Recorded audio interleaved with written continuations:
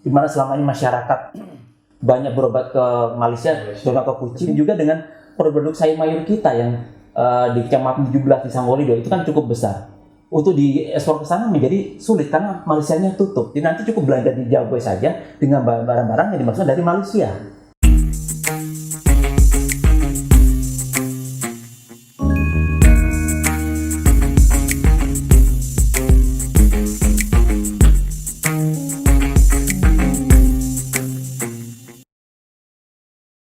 Pemirsa Border TV, dimanapun Anda berada, malam ini kita berada di kantor Bea Cukai Jagoi Babang.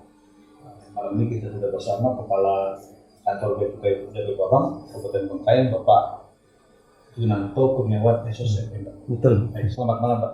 Malam Mas Injil. Waduh. Bagaimana kabar, Pak? Alhamdulillah baik. Suatu kehormatan besar kami mendapat kunjungan dari Border TV. Tentunya ada beberapa hal yang ingin disampaikan ke masyarakat, terutama untuk wilayah Kabupaten Bengkayang. Karena kita tahu bahwa sekarang untuk PLBN ini kan dalam masa persiapan, Pak. Betul. Jadi seperti apa persiapan untuk masyarakat untuk menyambut dibukanya PLBN, Pak? Ya. Terutama untuk wilayah yang ada di perbatasan juga. Betul, terima kasih. Pemirsa Border TV yang saya cintai, pembangunan PLBN Jagoi Babang ini merupakan sesuatu yang termasuk dalam program strategi nasional, di mana dituangkan dalam Impres 1 tahun 2019. Jadi semua daya upaya diterapkan untuk supaya PLBN ini bisa terbangun. Pertanyaannya, kenapa sih pemerintah berusaha payah membangun PLBN ini? Mungkin ini masyarakat yang harus tahu. Kalau nggak ada ujungnya buat masyarakat, terus buat apa?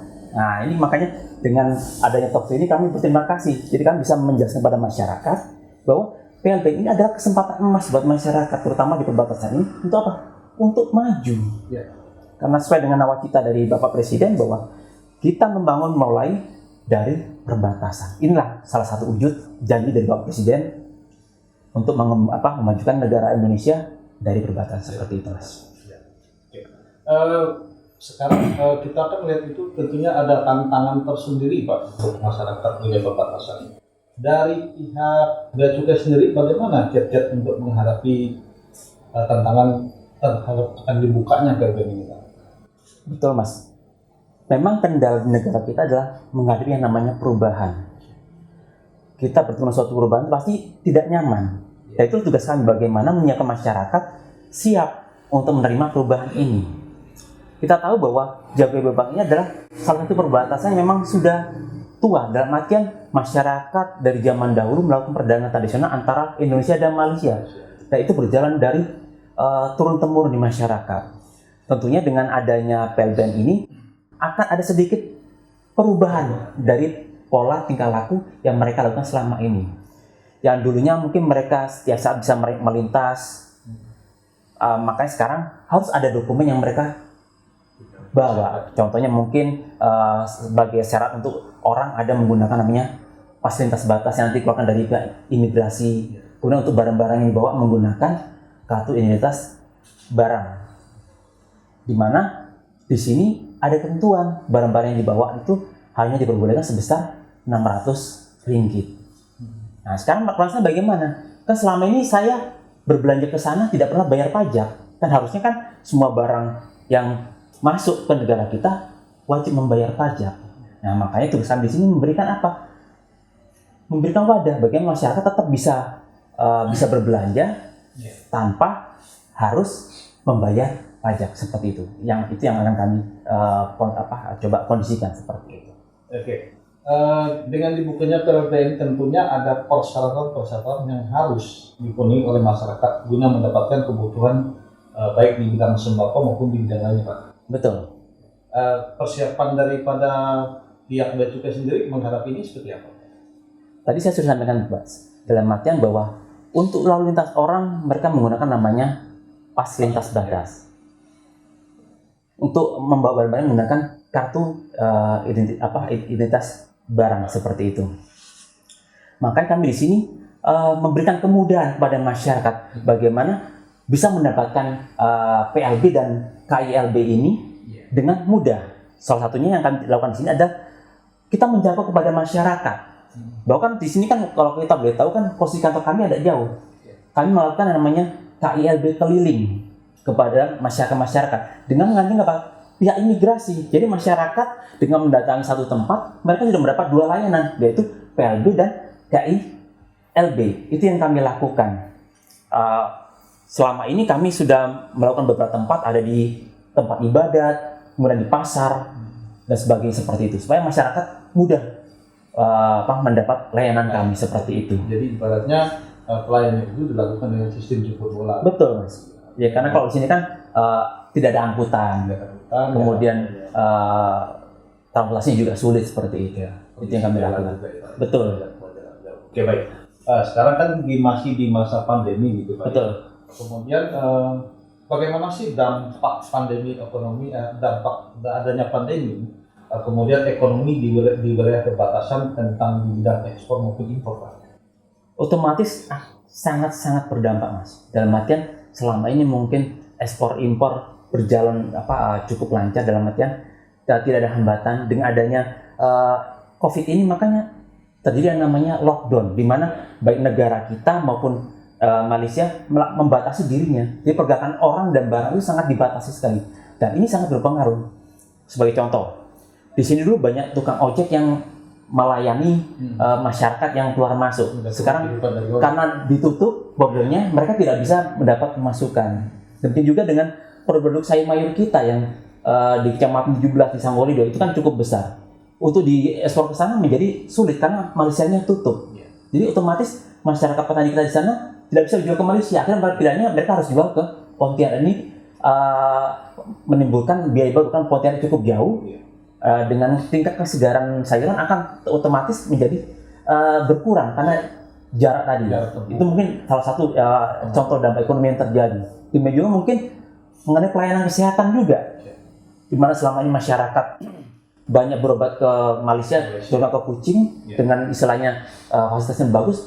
Untuk mendapat fasilitas kesehatan yang sama, mereka harus jauh-jauh ke Pontianak seperti itu. Ini kan jaraknya cukup jauh. Ini mungkin juga menjadi dampak problem, betul. Oke. Kita tahu bahwa sekarang ini kan sudah masuk ke bulan 12, Pak. Artinya sudah masuk akhir tahun, otomatis sebuah ritual atau sebuah kebiasaan yang dihadapi oleh masyarakat, terutama khususnya Kabupaten Bangkayang, yang kemungkinan besar mereka bekerja ke Malaysia. Betul. Oke. Sementara persiapan arus mudik menghadapi libur Natal sendiri dari pihak Bea Cukai seperti apa, Pak? Jadi begini, sesuai dengan instruksi dari Bupati Bangkayang, disebutkan bahwa untuk masyarakat warga negara kita yang kembali untuk melakukan mudik lah istilah kita ke kampung halaman, itu dilakukan karantina selama 10 hari. Dan itu karantinanya untuk sementara ini dilakukan di sekitar Jago ini, tapi nanti kalau tidak mencukupi akan dibawa ke Aruk. Mungkin himbauan kami kepada masyarakat yang warga negara Indonesia yang berada di Malaysia untuk membatasi penyebaran COVID-19 ini, diharapkan tidak mudik ke kampung halaman. Itu yang diharapkan oleh negara kita. Tahan dulu. Tahan dulu sementara kangennya. Karena lebih baik kita kangen sebentar, tapi nanti tahun depan bisa ketemu daripada kita buru-buru pengen pulang kampung, ketemu keluarga, ternyata kita bawa penyakit dan menulari keluarga kita. Apa kita tidak kasihan? Sedangkan untuk berobat di sini kan cukup jauh seperti itu. Cukup jauh dan cukup mahal juga ya. Betul. Oke, untuk mendapatkan fasilitas kesehatan. Betul. Untuk statement terakhir, Pak, terhadap masyarakat kita khususnya Kabupaten Bangkayang, himbauan dari pihak Bea Cukai sendiri apa, Pak? Seperti di awal tadi disampaikan bahwa kami di sini tugasnya adalah memfasilitasi masyarakat, bukan menyusahkan masyarakat. Makanya tadi bahwa dengan terbangunnya PLBN ini nanti akan terjadi perubahan proses bisnis. Dalam artinya selama ini mungkin mereka bebas keluar masuk, nanti akan sedikit ada istilahnya ada hambatan, tapi hambatan itu bisa kami selesaikan. Dalam artian bahwa Bea Cukai di sini kan tetap mendukung yang akan menjadi kebutuhan masyarakat. Kan kita tahu bahwa banyak kebutuhan kita yang masih diimpor dari Malaysia. karena dari Pontianak cukup jauh dan secara harga pun menurut masyarakat sini masih murah dari Malaysia dibanding dari Pontianak. Makanya kami di sini punya program yang namanya adalah pusat logistik berikat, di mana nanti masyarakat tidak usah jauh-jauh belanja ke Malaysia. Kan untuk ke Malaysia mereka keluar ongkos dan itu cukup lumayan ongkosnya.